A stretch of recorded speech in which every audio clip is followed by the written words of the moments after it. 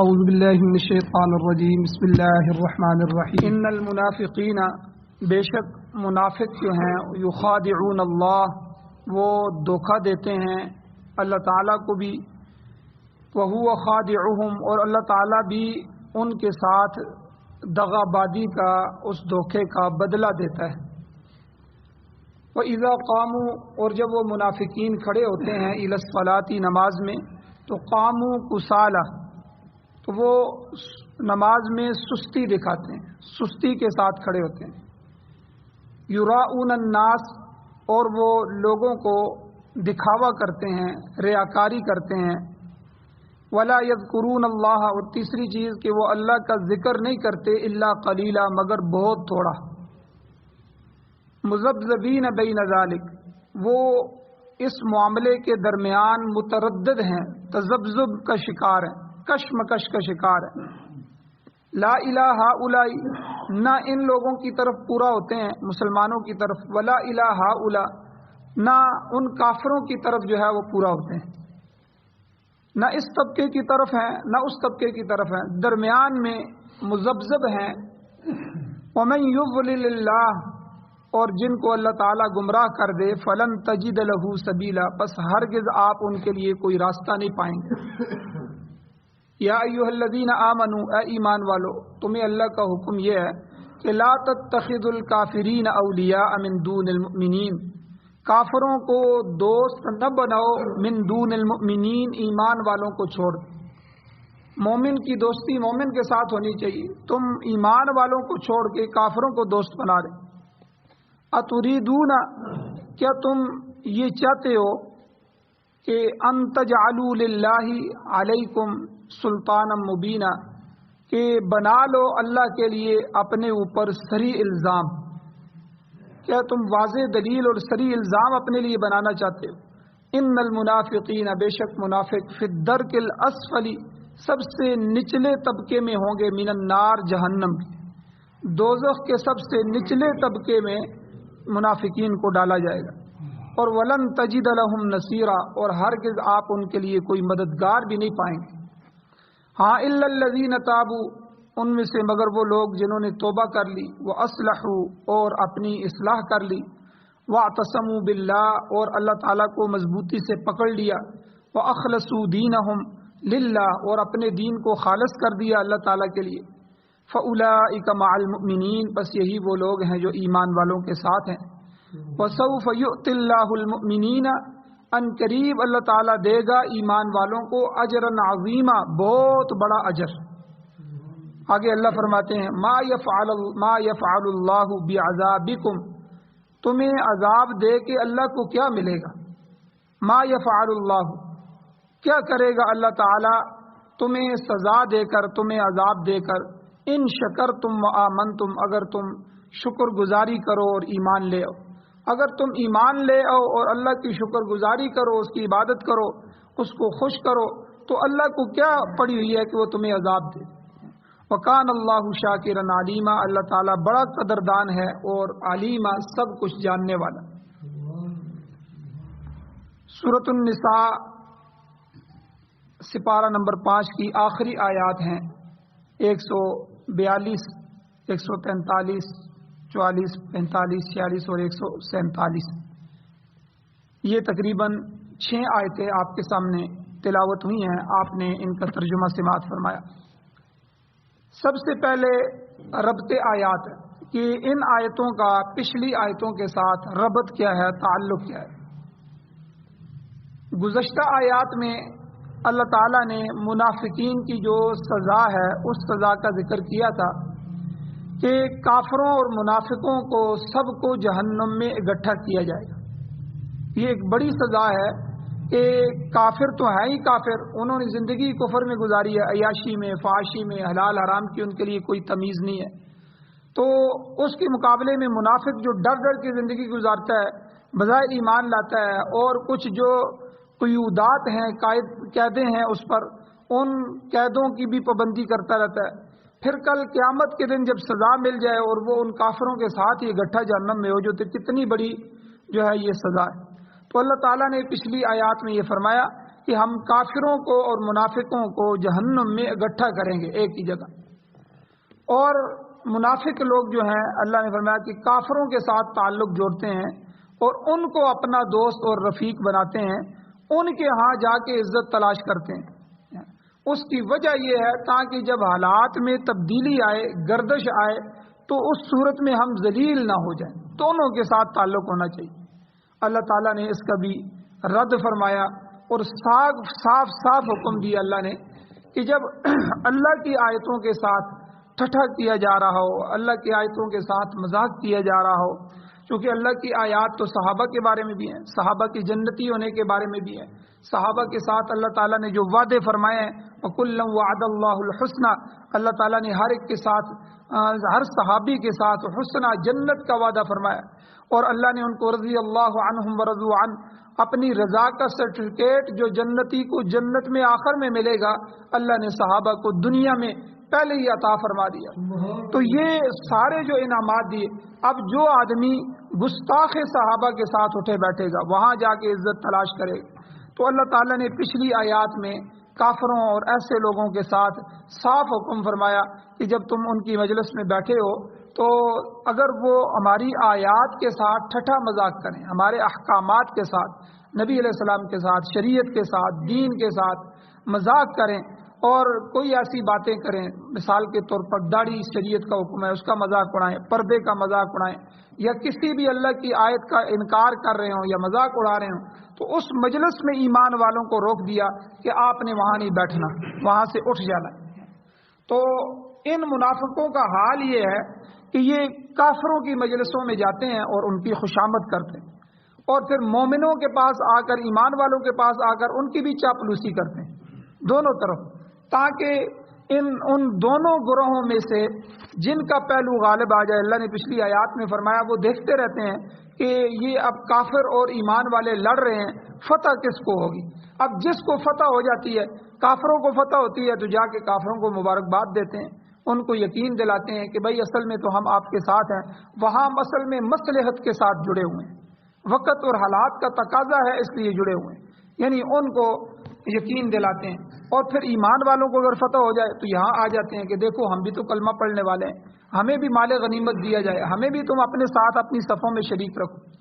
تو اللہ تعالیٰ نے فرمایا کہ یہ ان کی دوغلی پالیسی ہے، یہ دو منہوں والا سانپ ہے، تو اس لیے اللہ نے ان کی مذمت بیان فرمائی. اب آج کے درس میں منافقین کی مزید کارگزاریوں کو اور ان کے انجام کو اللہ نے ذکر فرمایا. سب سے پہلے اللہ ارشاد فرماتے ہیں ان المنافقین یخادعون اللہ، بے شک منافق لوگ اللہ کو دھوکہ دیتے ہیں. اب یہاں ایک سوال پیدا ہوتا ہے کہ اللہ تعالیٰ کو کیسے دھوکہ دیا جا سکتا ہے جبکہ وہ ہر چیز پر قادر ہے، ہر چیز سے واقف ہے. دھوکہ وہ تو ناواقف آدمی کو دیا جاتا ہے، جو جس چیز سے واقف نہ ہو اس کو دھوکے میں مبتلا کیا جاتا ہے، دھوکہ دے کے اس کو خراب کیا جاتا ہے. اب جیسے بازار میں ایک آدمی مارکیٹ سے واقف ہے، اب کوئی دھوکے باز آدمی اس کو دھوکہ نہیں دے سکتا کیونکہ وہ تو واقف ہے. نا واقف آدمی جب بازار میں آتا ہے تو بہت سارے دھوکے باز اس کے ارد گرد ہو جاتے ہیں اور اس کو دھوکہ دیتے ہیں کیونکہ نا واقف ہے. تو اللہ تعالیٰ کی ذات تو اعلیٰ ہے، عرفہ ہے، بلند ہے، وہ ان سب چیزوں سے پاک ہے. پھر اللہ کو دھوکہ دہی کا مطلب کیا ہے کہ منافق ان المنافقین یخادعون اللہ، اللہ کو دھوکہ دیتے ہیں. تو مفسرین اکرام نے اس میں اس کا جواب دیا ہے. وہ فرماتے ہیں کہ اللہ تعالیٰ کو دھوکہ دینے کا مطلب یہ ہے کہ وہ اللہ سے بھی ایسا ہی معاملہ کرتے ہیں جیسا کہ کوئی دھوکے باز کسی دوسرے آدمی کے ساتھ ہیرا پھیری کرتا ہے. اور وہ یہ ہے کہ بظاہر اسلام کا دعویٰ کرتے ہیں اور ایمان کا دعویٰ کرتے ہیں اور کلمہ بھی پڑھتے ہیں، نمازیں بھی ادا کرتے ہیں، زکوٰۃ بھی دیتے ہیں، مگر دل میں کفر بھرا ہوا ہے. تو وہ سمجھتے ہیں کہ اس دوغلی پالیسی سے وہ اہل ایمان کو بھی دھوکہ دے رہے ہیں اور خود اللہ کو بھی دھوکہ دے رہے ہیں. تو اب یہ انہوں نے پالیسی اختیار کی ہوئی، مگر اللہ تعالیٰ فرماتے ہیں کہ ان المنافقین یخادعون اللہ، کہ بے شک منافق اللہ کو دھوکہ دیتے ہیں. وَهُوَ خَادِعُهُمْ، وہ اللہ بھی ان کے ساتھ ایسا ہی معاملہ کرتا ہے. جیسا وہ اللہ کے ساتھ کرتے ہیں اللہ بھی ان کو ایسا ہی معاملہ کرتے ہیں۔ تو یہاں اس مقام پر خادعوہم یہ علماء نے لکھا ہے مشاکلت کے طور پر استعمال ہوا، یعنی کیا مطلب کہ جس طرح وہ دھوکہ دینے کی کوشش کرتے ہیں اللہ تعالیٰ بھی ان کو ویسا ہی بدلہ دیتے ہیں۔ اور یہ اس صورت میں ہے کہ اللہ نے منافقین کو ان کے حال پہ چھوڑ دیا، باوجود اس کے کہ اللہ تعالیٰ ان کے نفاق کو ظاہر بھی فرما دیتے ہیں۔ قرآن کی کتنی آیات اتنی ہیں کہ ان کی منافقت ظاہر بھی ہو جاتی ہے، پھر وہ خود اپنے اعمال سے بھی اس کا ثبوت دیتے ہیں منافق ہونے کا، مگر ان کے ساتھ کفار جیسا سلوک کرنے کا حکم نہیں۔ اب دیکھیں کفار کے ساتھ ہمیشہ حالت جنگ کا بھی معاملہ ہوتا ہے، ان سے جنگ کی جاتی ہے، جہاد کیا جاتا ہے، مگر منافقین کے ساتھ مسلمانوں جیسا ہی سلوک کیا جاتا ہے۔ جس طرح مخلص مسلمانوں کی جان مال عزت آبرو محفوظ ہوتی ہے، اسی طرح منافقین کو بھی امان حاصل ہوتا ہے، تو ان کو ان کے نفاق کے حال پر چھوڑ دیا جاتا ہے۔ تو یہ گویا کہ ان کو ان کے حال پر چھوڑ دینا ہی ان کو دھوکہ ہے۔ وہ اس خیال میں رہتے ہیں کہ مسلمان ان کے اصل حال سے واقف نہیں، اور کفار کے ساتھ بھی وہ گٹھ جوڑ رکھتے ہیں، تو جس کی وجہ سے وہ ناکام اور نامراد ہوتے ہیں، اور یہی ان کے ساتھ بہت بڑا دھوکہ ہے جسے وہ سمجھنے سے آری ہیں۔ تو اب آگے اللہ تعالیٰ نے منافقین کی کچھ غلط جو کارگزاریاں ہیں وہ بیان فرمائی ہیں۔ ارشاد ہوتا ہے، اللہ فرماتے ہیں ان منافقوں کی حالت کیا ہے؟ حالت یہ ہے کہ وہ اذا قاموا الی الصلاۃ قاموا کسالى، کہ جب وہ نماز کے لیے کھڑے ہوتے ہیں تو بددلی کے ساتھ سستی کے ساتھ جو ہے وہ نماز پڑھتے ہیں۔ اس لیے حدیث میں حضور علیہ الصلوۃ والسلام نے ارشاد فرمایا کہ منافق کے لیے عشاء اور فجر کی نماز بڑی بھاری ہے۔ عشاء کی نماز پڑھنا اور پھر فجر میں شامل ہو جانا، تو جو آدمی اپنے آپ کو تیار کر کے سستی کے ساتھ نہیں، محبت کے ساتھ اللہ تعالیٰ کی محبت میں اپنے آپ کو گرفتار کر کے کہ اللہ کا حکم ہے، اور سستی کے ساتھ نہیں چستی کے ساتھ اپنے آپ کو تیار کر کے جو ہے وہ نماز کے لیے لاتا ہے، تو گویا کہ یہ اس کے ایمان کی دلیل ہے۔ تو اس لیے منافق نے کلمہ تو پڑھ لیا، حضور کے زمانے میں جو منافقین تھے اب وہ ایمان والوں کی صفوں میں شامل تھے، گویا کہ صحابہ کے ساتھ کھڑے تھے۔ اب ان کے لیے نماز چھوڑنا یہ بہت مشکل کام تھا، نماز تو انہوں نے پڑھنی ہی پڑھنی ہے، لیکن بددلی کے ساتھ سستی کے ساتھ پڑھتے ہیں۔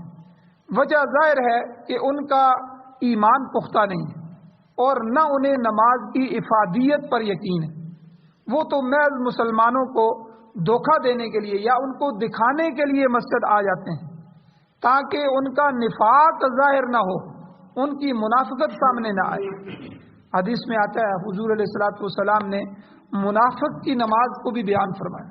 حضور نے منافق کی نماز کے متعلق فرمایا کہ وہ انتظار کرتا رہتا ہے، انتظار کرتا رہتا ہے، حتیٰ کہ جب مکروہ وقت شروع ہو جاتا ہے، مکروہ وقت آ جاتا ہے، تو پھر اٹھ کر حضور نے فرمایا مرغ کی طرح جو 3-4 ٹھونکے لگا دیتا ہے، فرمایا تلک صلاۃ المنافق، یہ منافق کی نماز ہے۔ نماز کو قضا کرنے کی کوشش کرتا ہے، ابھی پڑھتا ہوں ابھی پڑھتا ہوں، اب جماعت بھی چلی گئی، جماعت کے بعد ابھی وقت تو ہے، بس یہ اٹھتا ہوں، پھر کرتے کرتے کرتے جو ہی جو ہے وہ سورج بالکل جو ہے قریب ہوا اور اگلی نماز کا وقت شروع ہونے کو ہوا، اٹھ کے جلدی جلدی جو ہے 2-4 ٹھونکے لگائی اور نماز پڑھی۔ تو یہ حضور نے فرمایا یہ مومن کی نماز نہیں ہے، تلک صلاۃ المنافق، یہ منافق کی نماز۔ تو ایک مخلص مومن اس کے لیے نماز اہم ترین عبادت ہے اور تقرب الی اللہ کا ذریعہ۔ جتنا بندہ نماز کے ذریعے اللہ کے قریب جاتا ہے اتنا کسی اور عمل کے ذریعے نہیں جا سکتا۔ اس میں اللہ تعالیٰ نے اپنی مناجات بھی رکھی ہیں کہ بندہ نماز میں اللہ سے دعائیں بھی مانگتا ہے، اللہ کی تسبیح بھی بیان کرتا ہے، اللہ کی تکبیر بھی بیان کرتا ہے، اللہ تعالیٰ کی حمد و ثنا بھی بیان کرتا ہے، اللہ کے قرآن کی تلاوت بھی کرتا ہے، تو گویا کہ ذکر بھی ساتھ ہو جاتا ہے۔ تو یہ ساری چیزیں نماز میں آ جاتی ہیں اور یہ گناہوں کو مٹانے والی چیز ہے نماز۔ مگر منافق کیا ہے، اپنی بدعقیدگی کی وجہ سے اسے ضائع کر دیتا ہے۔ اب حضرت مولانا اشرف علی تھانوی رحمۃ اللہ علیہ فرماتے ہیں کہ اس آیت کریمہ میں جن منافقین کا ذکر کیا گیا ہے وہ اعتقادی منافق ہے، جس کا عقیدہ ہی منافقت والا ہے، تو وہ نماز میں سستی کرتے ہیں، وگرنہ عام سستی تو بعض اوقات مخلص مومن سے بھی ہو جاتی ہے. کوئی آدمی بیمار ہے، بیماری کی وجہ سے نماز میں سستی ہو جاتی ہے. کوئی آدمی جسم کا بھاری ہے تو بھاری پن ہونے کی وجہ سے اٹھنے بیٹھنے میں اس کو دقت محسوس ہوتی ہے، تو کبھی کسی نماز میں اس کی کمی کوتاہی بھی ہو جاتی ہے. تو فرمایا یہاں پر ایسا شخص مراد نہیں ہے، بلکہ یہ اعتقادی منافق جس کا عقیدہ ہی اندر سے کافروں کا ہے، تو جو دیدہ و دانستہ جان بوجھ کر نماز میں سستی کا اظہار فرماتا. تو آگے اللہ تعالیٰ نے فرمایا کہ منافق کی نماز ایک تو یہ ہے کہ اذا قاموا الی الصلاۃ قاموا کسالى، کہ جب وہ نماز میں کھڑا ہوتا ہے تو سستی کے ساتھ، بددلی کے ساتھ نماز پڑھتا ہے. دوسرا اللہ نے فرمایا منافق کی نشانی یہ ہے کہ یراؤون الناس، وہ لوگوں کے سامنے دکھلاوا کرتا ہے، لوگوں کو دکھا کے نماز پڑھتا ہے کہ دیکھو جی ہم بھی نمازی ہیں، ہماری بھی حاضری لگا لو، ہم بھی آئے ہیں، ہم بھی ایمان والے ہیں. تو یہ آج کے زمانے میں یہی سمجھ لیں کہ اپنی مرضی کی نماز. ایک ہے رب کی مرضی کی نماز. رب کی مرضی کی نماز یہی ہے کہ 5 وقت کی نماز کو باجماعت ادا کیا جائے. اپنی مرضی کی نماز یہ ہے کہ اچھا جی وقت مل گیا تو پڑھ لیں گے، نہیں ملا تو چلو پھر دیکھ لیں گے. تو اب وقت ملا تو پھر پڑھ لیا، نہیں تو دن میں 5 نمازوں میں 2 پڑھ لی، 3 پڑھ لی، 2 نہ پڑھی. اپنی مرضی کی نمازیں. دل آیا تو کئی دن چھوڑ دیا. اور کئی ایسے نمازی ہیں جو پھر جو ہے وہ ہفتے کے نمازی ہوتے ہیں، جمعے والے دن آ جاتے ہیں خالی جمعے کی نماز کے. پھر کئی ایسے بھی ہوتے ہیں جو جمعہ بھی نہیں پڑھتے، پھر عیدین کے نمازی ہوتے ہیں، چلو جی عید میں حاضری ہو جائے، پتہ جائے گا لوگوں کو بھئی ہم بھی نماز پڑھنے والے ہیں، ہم بھی مسلمان. تو یہاں اللہ نے واضح فرمایا منافقین یراؤون الناس، کہ وہ لوگوں کے سامنے دکھلاوا کرتے ہیں تاکہ ہمارے ایمان میں شبہ نہ کیا جائے کہ ہم بے ایمان نہیں ہیں، ہم ایمان والے ہیں. حالانکہ آپ جس طرح دیکھیں جنازہ جو ہے یہ کتنی بڑی عبادت ہے کہ یہ مسلمان کا حق بتلایا گیا ہے کہ مومن کا مومن پر حق ہے، اس میں اتباع الجنائز، جنازوں کے پیچھے چلنا، اس کا جنازہ پڑھنا یہ بھی حق ہے مسلمان کا. مسلمان فوت ہو جائے تو اس کا جنازہ پڑھا جائے. اور اس پر اللہ تعالیٰ کیا اجر عطا فرماتے ہیں کہ جو آدمی جنازے تک شریک رہتا ہے اللہ تعالیٰ اسے 1 کی رات اجر عطا فرماتے ہیں، اور جو دفن تک شریک رہتا ہے اللہ تعالیٰ اسے 2 کی رات عطا فرماتے ہیں. اور حضور نے فرمایا 1 کی رات اود پہاڑ جتنا جو ہے وہ طاقت رکھتا ہے، کہ جتنا اود پہاڑ ہے اتنا اگر کوئی آدمی نیکی کرے، اللہ کے راستے میں صدقہ کرے، اتنا بڑا ثواب آدمی کو جنازے میں شریک ہونے میں ملتا ہے. اور پھر 2 کی رات 2 اود پہاڑ جتنا ثواب جو آدمی جنازہ پڑھ کے آ نہیں جاتا بلکہ آخر میں قبر تک، دفن تک، آخر میں دعا تک شریک رہتا ہے، اس کو اللہ 2 اجر عطا فرماتا. تو یہ ایک عبادت ہے اور مسلمان کا حق ہے. لیکن ہم وہاں بھی حاضری لگانے کے لیے جاتے ہیں اور وہاں دکھلاوا کرتے ہیں کہ سیاسی جنازہ ہوتا ہے کہ لوگوں کو پتہ چل جائے میں بھی جنازے میں حاضر ہوا. تو اس لیے ہماری عبادتیں اب یہی رہ گئی.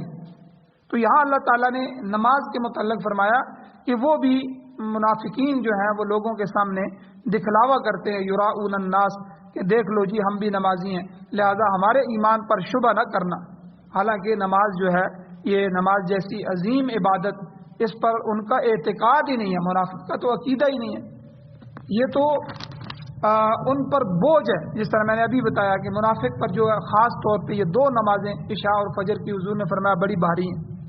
تو بہرحال اللہ تعالیٰ نے ریاکاری کی مذمت بھی بیان فرما دی، اور اس کے ساتھ یہ بھی اشارہ فرما دیا کہ ایک مومن کے لیے ذکر الہی کا بہترین ذریعہ جو ہے وہ نماز ہے. اور دوسرے مقام پر اللہ تعالیٰ ارشاد فرماتے ہیں اقیم الصلاۃ لذکری، میرے ذکر کے لیے نماز کو قائم کرو، میرے ذکر کے ساتھ نماز کرو. یہاں علماء نے ایک دلیل بھی دی ہے کہ جو ہم رفع یدین نہیں کرتے، ایک دفعہ رفع یدین کرنے کے بعد اب جتنے بھی انتقالات نماز ہیں، جب بندہ قیام میں کھڑا ہوتا ہے تکبیر تحریمہ کہتا ہے اللہ اکبر کر رہے، اب دیکھیں اس تکبیر اس عمل کے ساتھ بھی اللہ اکبر یعنی اللہ کا ذکر ہے. پھر رکوع میں جاتا ہے اللہ اکبر کہتا ہے تو یہ اس عمل کے ساتھ بھی ذکر ہے. پھر رکوع سے کھڑا ہوتا ہے سمی اللہ لمن حمیدہ کہتا ہے، اس میں بھی ذکر ہے. اب اس میں جو آدمی ہاتھ اٹھائے گا رفع یدین کرے گا اس کے ساتھ تو کوئی ذکر نہیں ہے. تو اس لیے علماء نے یہاں دلیل دی ہے کہ اقیم الصلاۃ لذکری، نماز کے ہر عمل کے ساتھ جو ہے وہ ذکر متعلق ہے. تو بہرحال اللہ تعالیٰ نے ارشاد فرمایا کہ میرے ذکر کے لیے نماز قائم کرو، تو نماز کے اندر بہترین ذکر بھی ہے، مگر منافقین کا حال کیا ہے؟ اللہ فرماتے ہیں وَلَا يَذْكُرُونَ اللَّهَ إِلَّا قَلِيلًا، کہ وہ نہیں ذکر کرتے، اللہ کا ذکر نہیں کرتے مگر بہت تھوڑا، برائے نام۔ بات وہی ہے کہ محض ریاکاری کے لیے نماز پڑھتے ہیں تاکہ لوگ انہیں مومن سمجھیں اور ان کی جان مال مسلمانوں کے ہاتھوں محفوظ رہے۔ قرآن و سنت میں ذکر الہی کی بہت بڑی فضیلت آئی ہے، گزشتہ آیات میں بھی گزر چکا ہے کہ فَاذْكُرُوا اللَّهَ قِيَامًا وَقُعُودًا وَعَلَى جُنُوبِكُمْ، اللہ تعالیٰ نے فرمایا ایمان والے جو ہیں کہ فَاذْكُرُوا اللَّهَ، تم اللہ کا ذکر کرو، کس حالت میں؟ قیاماً، کھڑے ہونے کی حالت میں، وَقُعُودًا، بیٹھے ہوئے ہونے کی حالت میں، وَعَلَى جُنُوبِكُمْ، اپنے لیٹے ہوئے اپنے پہلوؤں کے پل، یعنی اللہ نے فرمایا کہ ہر حالت میں تمہیں اجازت ہے، ذکر کے لیے زبان بندی نہیں ہے۔ بلکہ دوسری جگہ اللہ نے فرمایا یا ایھا الذین آمنوا اذکروا اللہ ذکرا کثیرا لعلکم تفلحون، اے ایمان والو اللہ کا ذکر کرو، ذکرا کثیرا، بہت زیادہ ذکر کرو، کثرت کے ساتھ اللہ کو یاد کرو۔ کیوں؟ لعلکم تفلحون، تاکہ تم کامیاب ہو جاؤ، تاکہ تم فلاح پا جاؤ۔ تو بہرحال آپ دیکھیں ناپاکی کی حالت میں جب آدمی ناپاک ہوتا ہے، عورت کے مخصوص ایام ہوتے ہیں اس میں عورت ناپاک ہوتی ہے، تو ان دنوں میں نماز منع ہے، نماز نہ پڑھو، مسجد میں جانا منع ہے، اور اسی طرح قرآن کی تلاوت کرنے کے لیے اس کو ہاتھ لگانا اور قرآن کی تلاوت کرنا یہ منع ہے۔ لیکن ذکر اس حال میں بھی منع نہیں کیا گیا۔ اللہ تعالیٰ نے کہا کہ میری یاد ہر وقت، آپ کی زبان جو ہے ذکر پر پابندی نہیں ہے۔ عورت کو بلکہ حکم ہے کہ عورت کی نماز کی عادت نہ چھوٹ جائے، کیونکہ 6 دن 7 دن 10 دن اس کے ناپاکی کے ہوتے ہیں، تو اتنے دن نماز کو چھوڑ دینے سے ایک سستی پیدا ہو جاتی ہے، دوبارہ پھر نماز کو پڑھتے ہوئے تھوڑی سی تکلیف ہوتی ہے، عادت چھوٹنے لگتی ہے۔ تو اس کے لیے فقہا نے حکم دیا ہے کہ جہاں اس کا مصلی ہوتا تھا وہاں مصلی پہ تھوڑی دیر بیٹھ کر اللہ کا ذکر کر لے، تاکہ وہ مصلی والی جو عادت ہے وہ عورت کی برقرار رہے۔ تو یعنی ذکر جو ہے، ذکر ایسی اللہ کی عبادت ہے کہ اللہ نے اسے کسی حال میں بھی منع نہیں فرمایا، بلکہ حکم دیا کہ اذکروا اللہ ذکرا کثیرا، اے ایمان والو اللہ کا ذکر کثرت کے ساتھ کرو، تمہاری فلاح اسی میں ہے، لعلکم تفلحون، تاکہ تم کامیاب ہو جاؤ۔ تو اب منافقین کے بارے میں اللہ نے فرمایا ولا یذکرون اللہ، وہ اللہ کا ذکر نہیں کرتے، الا قلیلا، تھوڑا کرتے ہیں، وہ جو کرتے ہیں وہ دکھلاوے کے لیے کرتے ہیں کہ تاکہ ہمیں بھی ذاکرین میں شمار رکھا جائے۔ جس طرح نماز دکھلاوے کے لیے پڑھتے ہیں تو ذکر بھی دکھلاوے کے لیے کرتے ہیں تاکہ ہماری بھی حاضری لگ جائے۔ اللہ تعالیٰ سے دعا ہے اللہ ہمیں عمل کی توفیق عطا فرمائے، اللہ تعالیٰ ہمیں منافقت کی زندگی سے اور منافقت کی موت سے محفوظ فرمائے، آمین۔ الحمدللہ رب العالمین والعاقبۃ للمتقین والصلاۃ والسلام علی رسولہ النبی الامی الکریم۔ یا اللہ ہماری کمیوں کوتاہیوں کو معاف فرمائیے، درگزر فرمائیے، صغیرہ کبیرہ گناہوں کو معاف فرمائیے، یا اللہ ہماری حال پر رحم فرمائیے، یا اللہ قرب قیامت میں جتنے آنے والے فتنے ہیں ان سے، اور یا اللہ نفاق سے، کفر سے، یا اللہ شرک سے، بدعات رسومات سے، اور ہر گناہ سے اور گناہ کی زندگی سے ہماری اولادوں کی اور نسلوں کی حفاظت فرما۔ یا اللہ منافقت سے ہمیں محفوظ فرما، یا اللہ صاف ستھرا عقیدہ، صاف ستھرا عمل ہمیں نصیب فرما، یا اللہ اپنی ذات میں اپنی ذات کی محبت نصیب فرما، اپنی قربتیں نصیب فرما، اپنی ذات کے ساتھ تعلق نصیب فرما، یا اللہ ہماری ان کمزوریوں کو معاف فرما، درگزر فرما، یا اللہ قرآن مجید کو سننے، سنانے، سمجھنے، سمجھانے، اس پر عمل کرنے اور اس کی اشاعت کرنے کی توفیق عطا فرما، قرآن و سنت کی بالادستی نصیب فرما، قرآن و سنت کی حکومت نصیب فرما، قرآن و سنت کو ہمارا رہبر اور رہنما بنا، یا اللہ امارت اسلامیہ شریعہ خلافت راشدہ نصیب فرما، یا اللہ جتنی بھی حضرات پریشان حال ہیں ان کی پریشانیوں کو دور فرمائے، یا اللہ بیماروں کو شفا عطا فرما، جو حضرات ایمان کی حالت سے اس دنیا سے جا چکے ہیں یا اللہ ان سب کی بخشش فرما، یا اللہ ہمارے حال پر بھی رحم فرما، یا اللہ خاتمہ ایمان پر فرما، ہماری دعاؤں کو میں اپنے فضل و کرم سے قبول فرما۔ صلی اللہ تعالی علی خیر خلقہ محمد وآلہ وأہل بیتہ وازواجہ وذریتہ اجمعین برحمتک یا ارحم الراحمین۔